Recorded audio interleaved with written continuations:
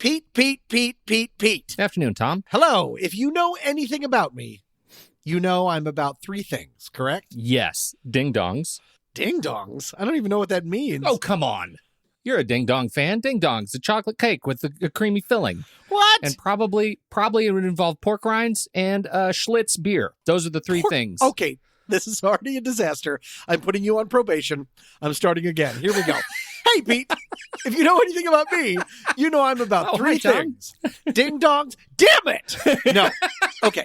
Other than ding-dongs, I'm about three things. And those things are chicks, fast cars, and sports. Am I right? Oh, yeah. No, that's what I think of. Right? Chicks. Oh, sports. You and Prince Harry. And so much sports, right? So much sports. So everyone knows it's Tommy Chicks, Tommy Fast Cars, Tommy Sports. There's no worry that I'm a nerd or no worry that I'm not masculine, correct? We can just get that. No, that's absolutely right. By the power of Grayskull, you are not a nerd. Fantastic. I don't even get that reference because chicks. Anyways, but I do have a confession is when I'm not in the park, pushing a giant tire over like people do.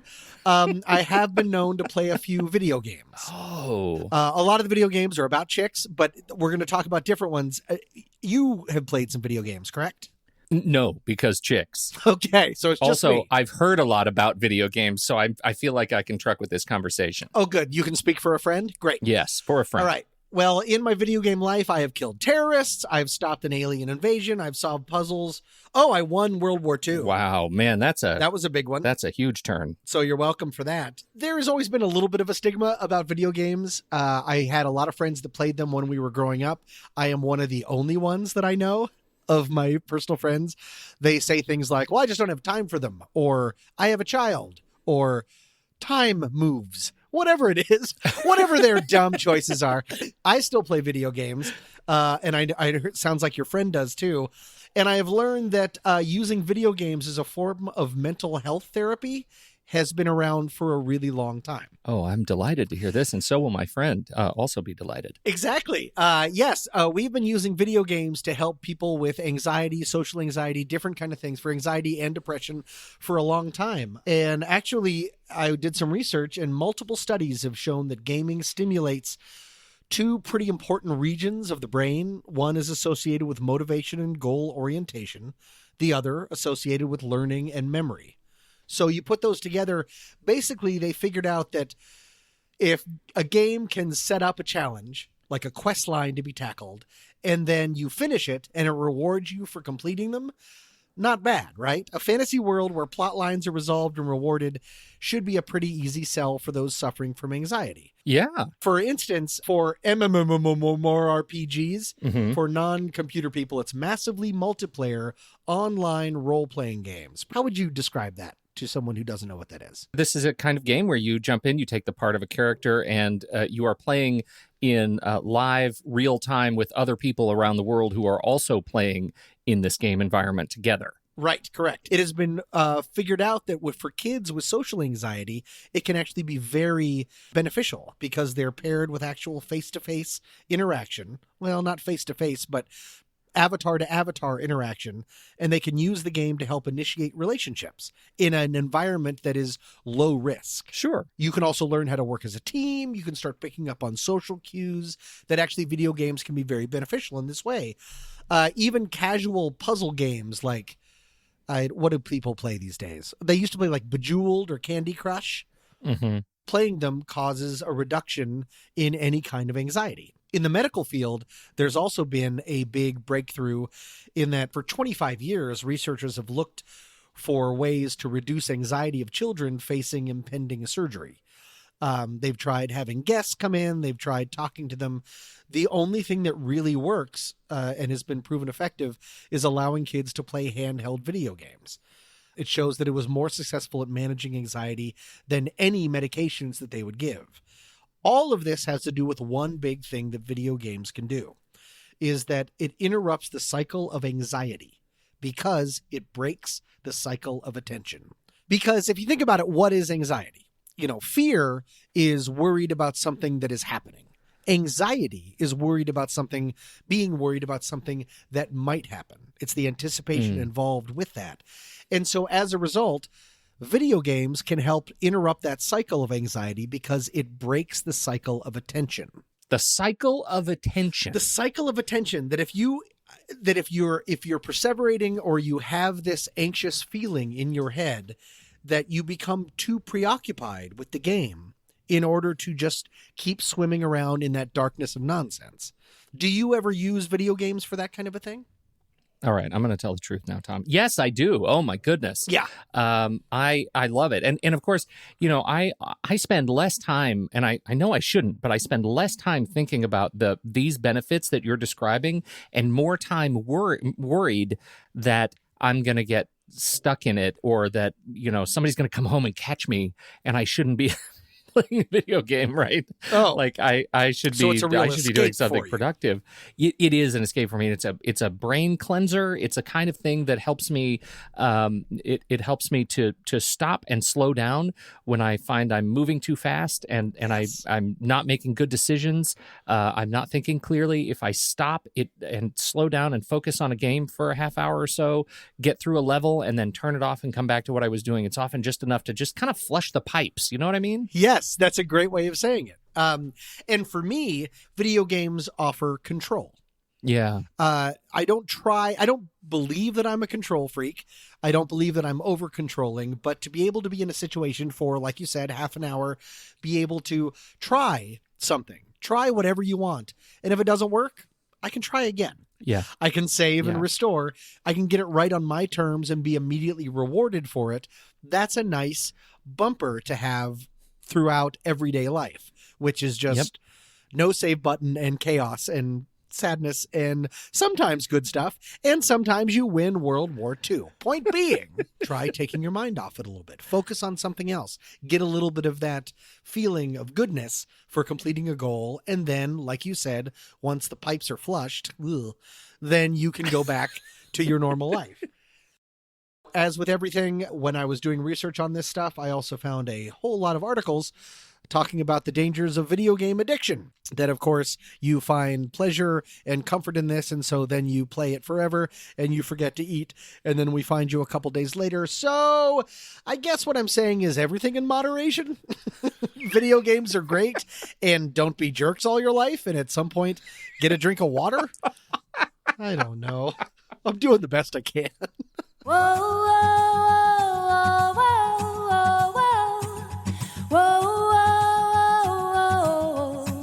whoa. Welcome to What's That Smell? A sometimes funny podcast about humans and their anxieties. I'm Tommy Metz III, And I'm Pete Wright. and every week we each drag out one of our deepest, darkest anxieties into the light to share it, learn about it. And hopefully laugh about it with all of you. Reach out, send us a story of your own anxiety to somethingstinky at rashpixel.fm. Again, that's somethingstinky at rashpixel.fm. And with that, Thomas, I'll go first. Up against your ear and very carefully listen to what it wants you to hear. Okay, Tommy, I've been waiting to bring this one out. I honestly didn't think I was even going to talk about it because it makes me so wildly uncomfortable. And I thought, oh my goodness, people are going to think that I'm super depressive and frankly suicidal Oh, if I bring this out. great. Episode 10. Let's do this.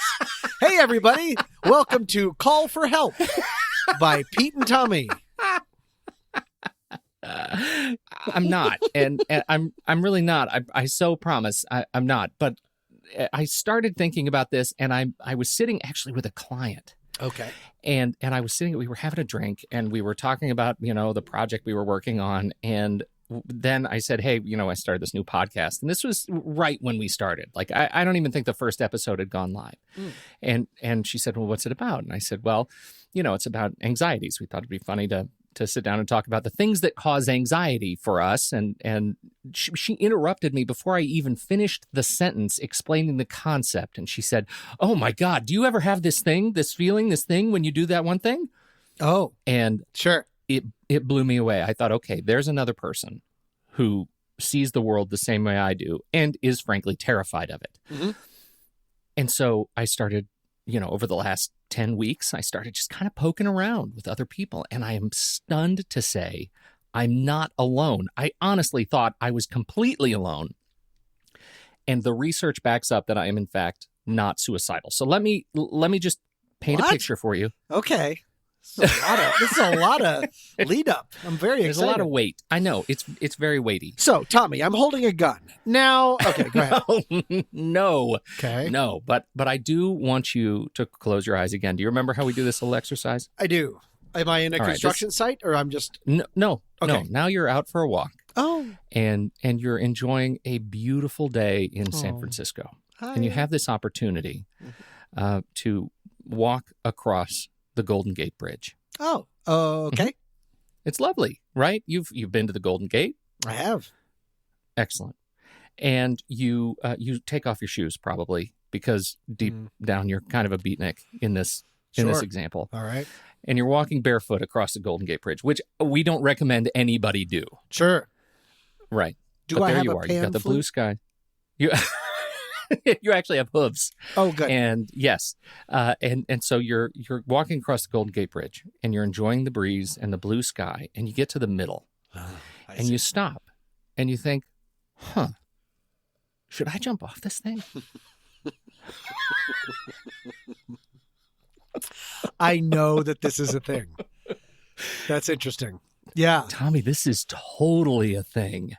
I'm interested in getting into this because I've heard this before, and I'd like to know what this is about. Okay. Oh, this damages me, right? There's a parking. The first time I experienced this, I was running late for another client shoot. I was late, and I got to, the traffic was bad, and I had to park on the very, very top floor of this downtown parking garage, and it's like 14 stories. And I get to the top, and it's open air, right? There's nothing open, or no roof, no nothing. I'm parking. It's a beautiful sunny day, and I'm walking toward the elevator, and I look over, and I'm like, oh my God, there's like seriously that railing is nothing. I wouldn't have to even make a very large step, and I could walk off the top of this 14-story building. Mm-hmm. That's terrifying. Maybe I should try that. Oh no, I should and I have this weird thoughts, right? Right. Like, I wonder what I would think about on the way down, right? I wonder what parts of my life would flash before my eyes on the way down, or I wonder if I thought hard enough after I take that step, if I could will myself back up. Will yourself? You mean like you left like the ground, using but you can somehow ESP? Yeah, like I could be in midair and think, no, I could turn this around. Oh, this was a horrible mistake. Yeah. I'd like a do-over, right? always I'm going to go ahead and take a do-over. Always try those kind of experiments when you're standing on the ground. Instead, can I will myself? Like, don't try that along the way. But okay. No. See, these are important things. That's why we do this show. Look, Okay, good. I'm glad to be here for you. This is the strange. So you were telling me you have this experience? I do not have this experience, but I've heard of people that do. That's why I'm so fascinated by it. Is there? So there's a part of you that is a pull of what is it? A what if? Because it sounds like maybe a potential reason that we go to see horror films. Have you heard this episode before? No, Tom, why? Why? You're amazing. Really? You're amazing. Yes, you're amazing. Why is that? I can't believe you got ahead of us like that. Just listen. There are lots of potential physiological issues here as I'm researching this, and there are words being used that are stunningly long and complex, like doctor words. It starts with things like poor visual spatial control due to inner ear issues, what we call weak vestibular signaling. This is when the fluid in your would lead to what? That causes balance issues, right? Oh, that you're worried about. When you're dealing, when you're worried about falling because you worry that you don't have the balance to recover from that. There's also something called vertical overestimation.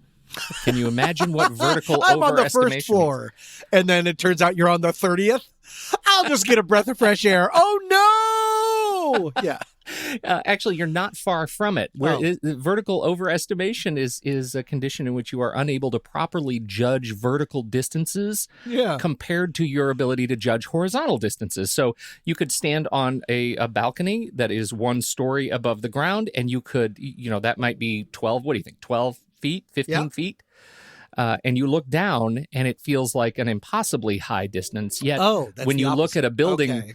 15 feet next to you, it feels like something you could clear with a light jump, right? That it feels much closer. So you can't. Where do those kind of things come from? Is that a head injury, or that's just how you're wired? No, it's just how you're wired. Again, it's part of this visual spatial control, right? That you just can't judge distances. So that could be a part of it. Guess who else got involved, Tom? Who? Sigmund Freud. Our old friend. Old man in the smart sea himself. Weirdo. Yeah. Yep. I bet He the called this building's a dick.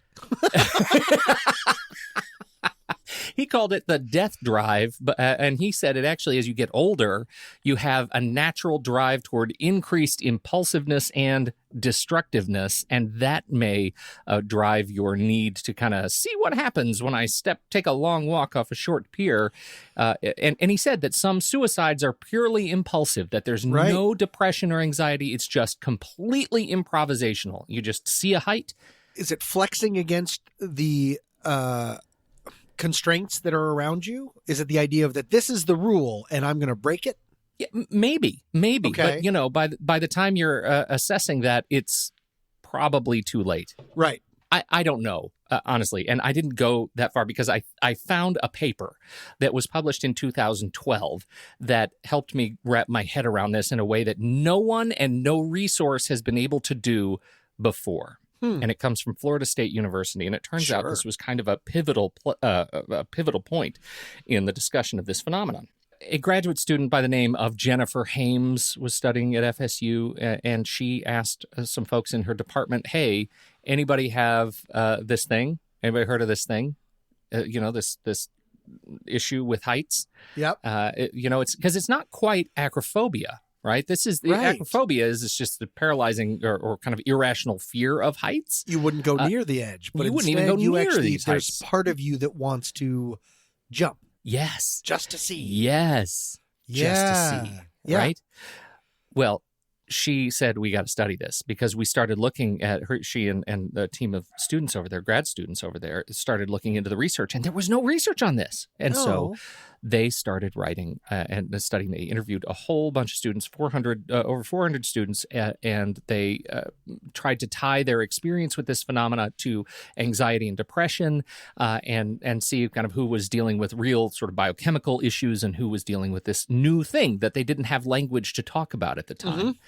And they came up with a paper that is called, optimistically, "An Urge to Jump Affirms the Urge to Live."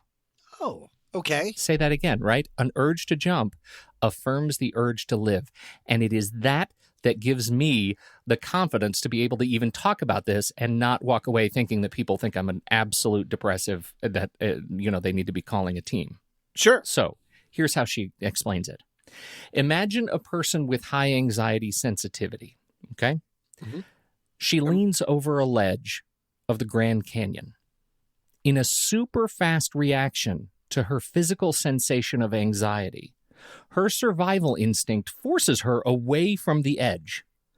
Yet, when she looks at the edge, she sees it's sturdy. There was never any danger. Her brain tries to process an answer to this question: why did I back up if I can see it's safe? A logical answer to her in that state is she must have been tempted to jump. You hear what's going on there? Here's the thing. Our fear circuitry in our brains, it runs faster than our conscious processing, our awareness, right? That's why when we touch something hot, we back our hands away before we recognize it's hot. Right? It hits us a couple of seconds later. In this case, our fear circuitry runs so fast, we end up in this weird space in which we get an alarm from a potential fear of falling, but we don't know why it was sent. And so while our conscious processing mechanism is being incepted by this speedy fear signal, we're left to think, Why did I back up? Oh my God, I must have wanted to jump. So this is like real evolutionary. This is something that is bred deep, deep within us. Yes. And the fact that our mind is able to react that quickly, even before our rational thought is able to figure it out. Exactly. Is that crazy? That's fascinating. I love that stuff. Fascinating. So, yeah, psychologists, I mean, this was published in 2012, and psychologists appear to be aligning around this concept that the urge to jump should be more directly related to, as you said, Tommy, going to a haunted house or a scary movie. Yes. That the experience in these scenarios is like subconsciously reaffirming our ability not to buckle under fear, right? This urge to jump and the rapid pullback, it's a sign that our fear response, it's still working. Yeah. That's amazing to me. And it lets you sort of literally go on a roller coaster where you will be safe. Yeah. And I won't have that thought of, God, I wonder what I have this urge to jump, right? And the way I set it up in the beginning is a little bit too probably sarcastic, right? These thoughts of, I wonder what I would think about on the way down. That's not really what it's all about, right? What it's really all about is, oh my God, like I have an urge to go over the edge there. And I also thankfully have that thing that stops me from going over the edge. And that I find is, I seriously learned something new today. And I think putting those words to it really helps me understand my relationship with heights. That's amazing to me. Interesting. It's so interesting because it turns out because you're stuck, and it makes me think, Tommy, it makes me think about that limbo state, right? That state between conscious processing and reactive processing, right? And how many other times in our lives do we exist in that state and don't even recognize it and just feel funky, and our perception of the world changes, but we don't know why. We don't know why. This ironically gives me a whole new anxiety about experiences that I feel like I may be just totally not in control of what I'm thinking and seeing, and I didn't know it. Now that I've conquered this height thing and desire to jump, what's next?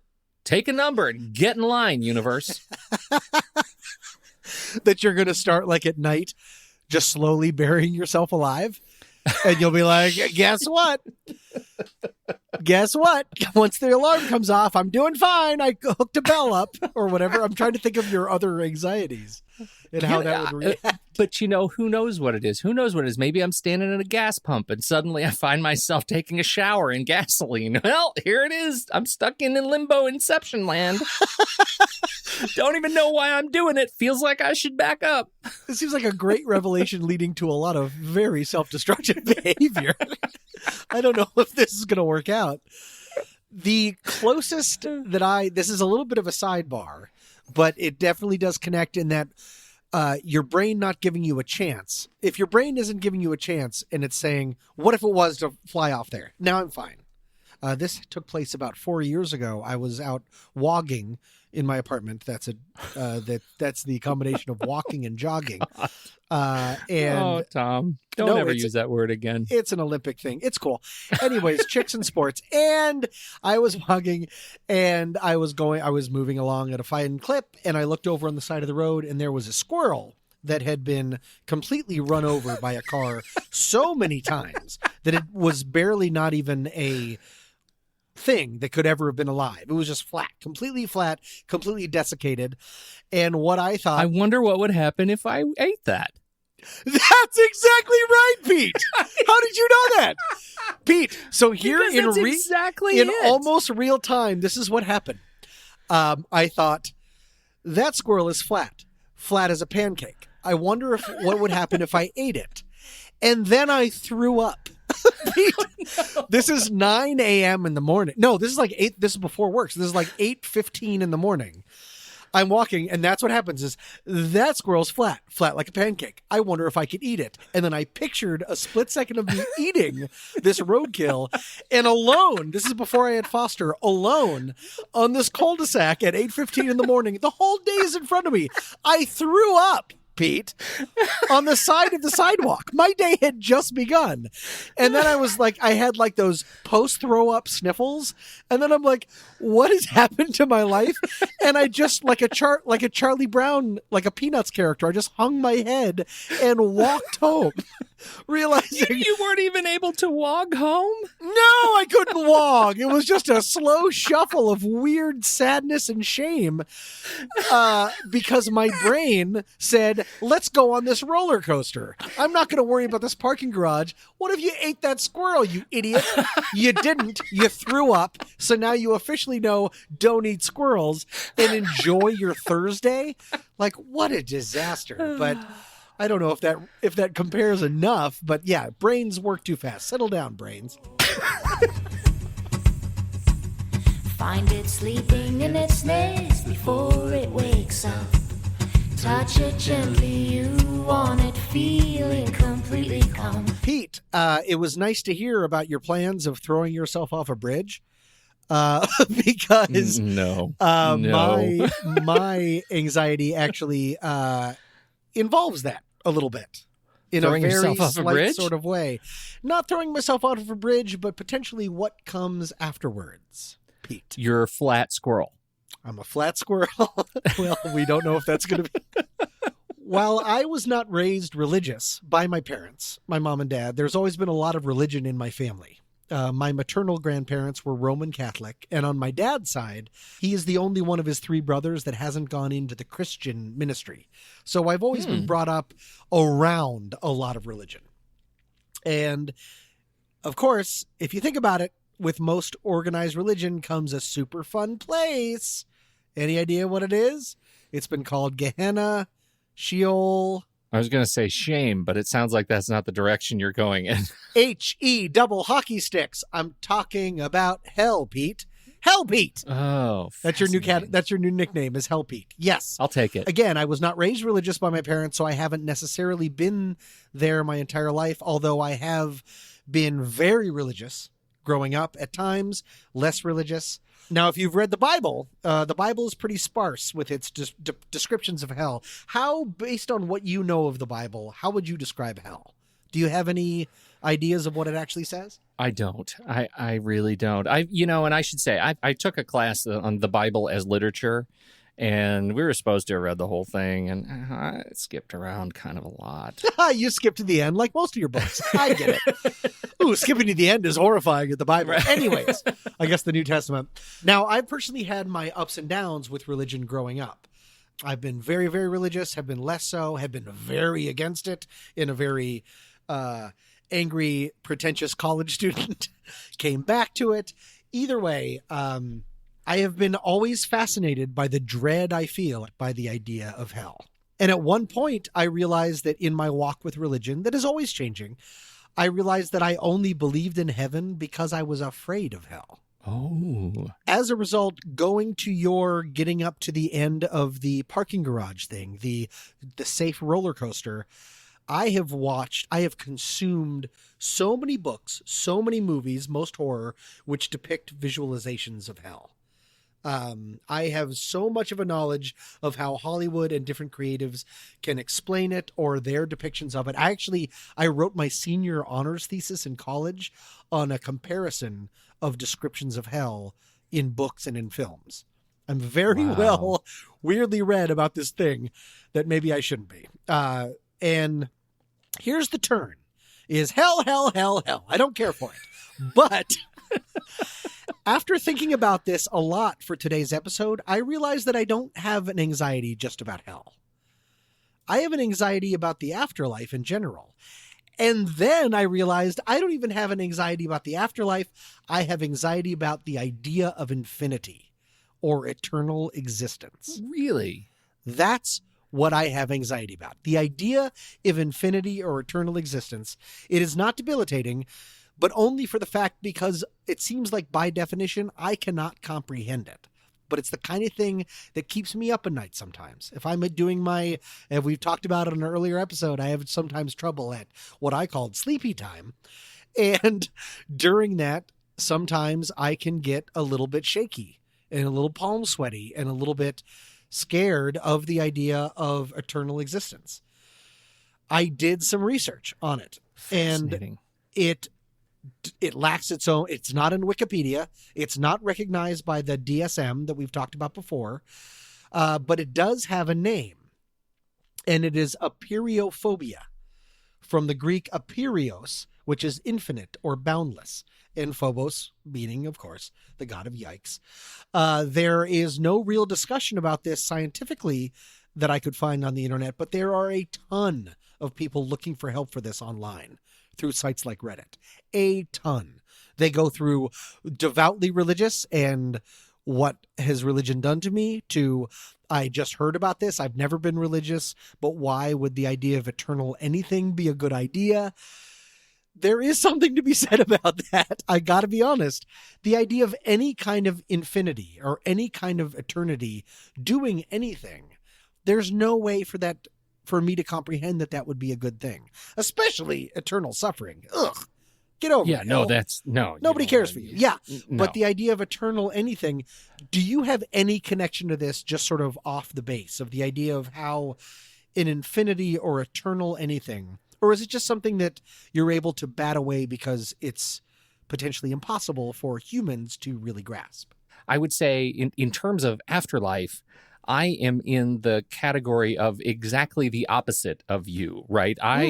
I believe there is when we're done, I am food for worms, and I'm going back into the cycle of life, and somebody's going to eat me, and there's nothing left. So I better do right by people here, because I get greater enjoyment out of life in the world when people around me are doing well and having a good time, and I want to celebrate that. I'm not planning for anything eternal at the end of this, so I may be very disappointed when I actually pass on. Wait, because there will be something? Yeah, I have done no planning for anything after what's right now. You haven't hedged your bet at all? Yeah, there's nothing. I am so confident and comfortable in my own experience of this being it. And when they put a fork in me, when I'm done, I'm done. If there's something left, Tommy, I'm hosed. You're going to be in trouble. Yeah. And you do know that they do put a fork in you, right? Yeah. That's classic. How else are they going to know? I know exactly. Yep. The fork test is a go. Do you feel, so when you are worm food and all that, so you are assuming, or you're under the assumption that you will not have any kind of existence or knowledge about continuing on? Yes. You're just saying that Correct. there will be some sort of energy force that sort of continues, but it won't be you. There's no identity of me, consciousness. Nothing happens after me. It is I'm back into the soil and into the. There's nothing left. We're just electricity, and it will change. It'll change state. And isn't it weird to think that there is a level, at least for me, of comfort in that? Generally, I belong to the idea of, as I talked about Becker in an earlier episode about the denial of death, that I do believe that a lot of things that we do, the majority of things that we do, consciously or subconsciously, are a denial of the fact that we are going to die. But that actually, compared to an afterlife or eternal existence, the idea of just lights out is very comforting. It's funny as you bring it up, because this actually is a rift between me and my own mother. I think I think she has a very different feeling about what's next. I have many friends who believe so deeply in a reincarnation state. Like we all we're going to come back as something. I know the major world religions believe that we're going to come back, and I am a total waste of space in those contexts because there's not a lot. But after some days, after really long days, really big projects that have just beaten me up, I'm not going to lie to you. Sometimes I lie down and I think, in another 50 years, I'm going to get to die and take a break.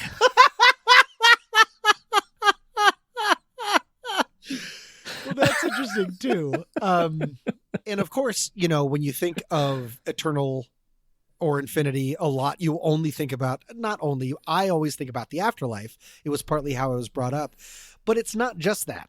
For me, it's the idea of infinity. There's something so chilling about that. Space, Pete. Mm-hmm. Mm-hmm. It's infinite. It's endless.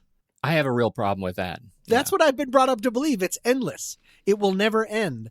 It makes my mind almost want to eat itself. There's just, I don't get it. And I'm trying to see what that really means for me. And I guess it's when some people, there's two types of people. there are people that look up into the sky when they're camping and they're away from the city and the stars are everywhere. And they look up and they go, wow, look at all those stars and all those galaxies, all the endless everything.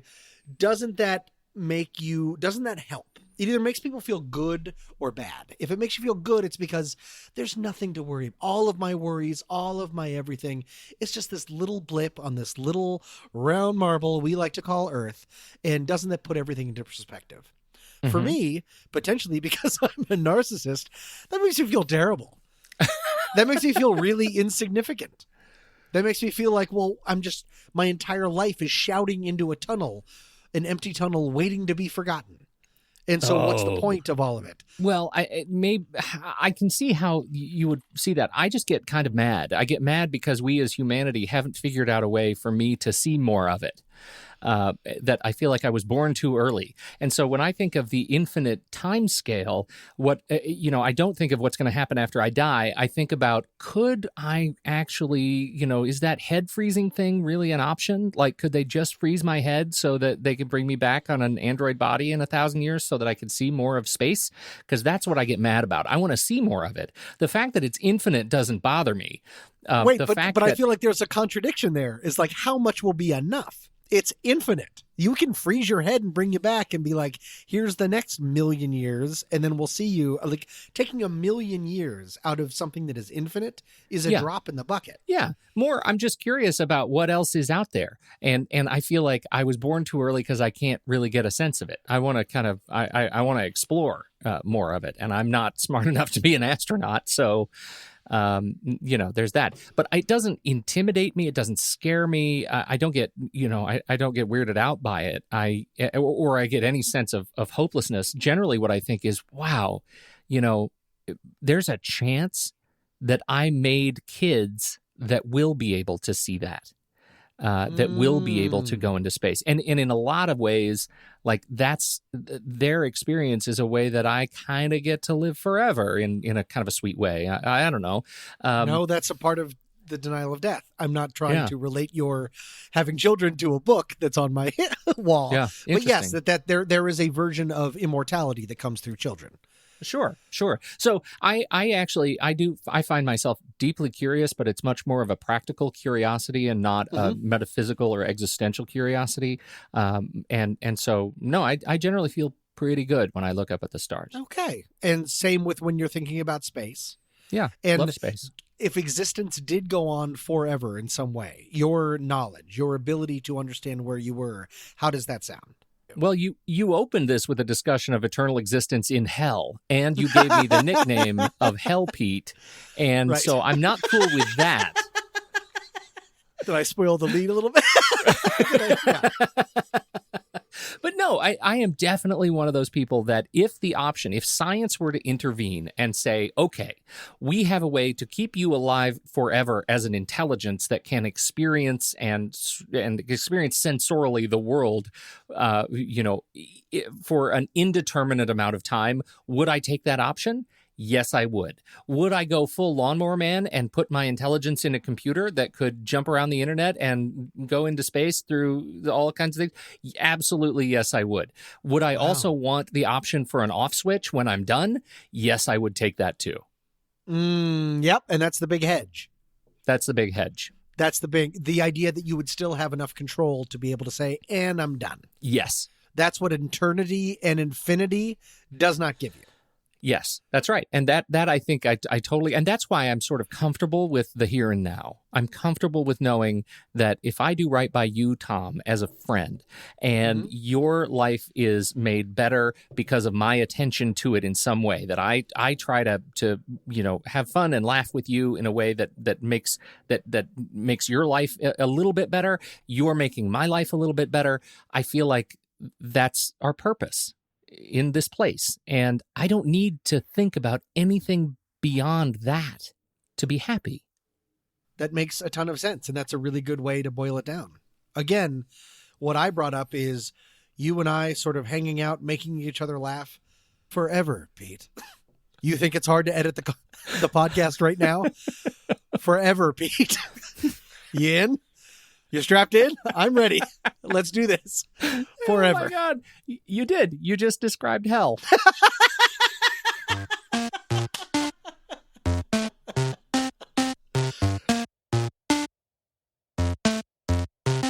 Today's podcast is brought to you by Audible. Guys, you have got to get a free audiobook download and a 30-day free trial. 30 days free trial at www.audibletrial.com/scent of a podcast. Audible has over 180,000 titles to choose from for your iPhone, Android, Kindle, or MP3 player. Pete? I wanted to try to get something that relates from my Audible library. And I've told you, Tommy, I have hundreds of books that I have in my Audible library. I am a fan of Audible. I've been a member myself for 17 years. I love Audible. And the book that I chose is a book by Philip Petit. It is called Man on Wire. You may have heard of this. I've seen the film. It was the film. It was the film by, what's his name? I saw the documentary. Oh, you saw the documentary? Yes. Well, it was also a documentary. And By then it what's was his the name? movie with Joseph Gordon-Levitt with a French accent. And it was a fine movie. It's fun. But the book came first, people, and you have to give it a shot. It's actually a short one. It's only 5 hours and 49 minutes. It is by, as I said, Philip Petit, the Highwire artist himself.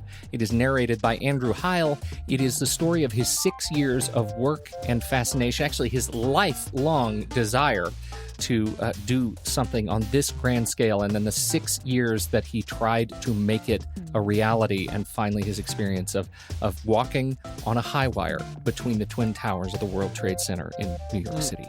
It is a wonderful, wonderful story, and it's actually a story of somebody who does walk off a building and survives. So there you go. That's it. Man on Wire, Philip Petit. You should check it out. It's worth it. For you, and yes, just for you, the listeners of What's That Smell, Audible is offering a free audiobook download with a free 30-day trial to give you the opportunity to check out their service. Again, visit www.audibletrial.com/scent of a podcast. Give it a try. Whoa, whoa, whoa.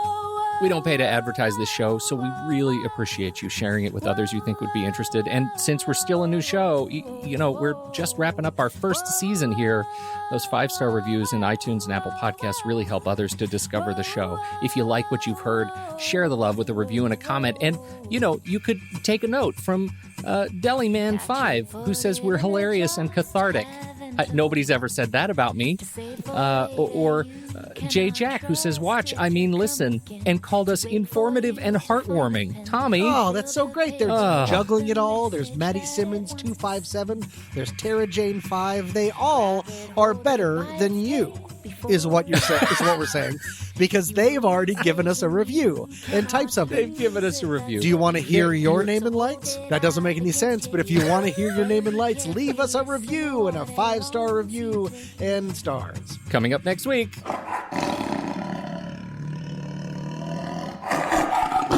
I have no lesson on this one, Tom.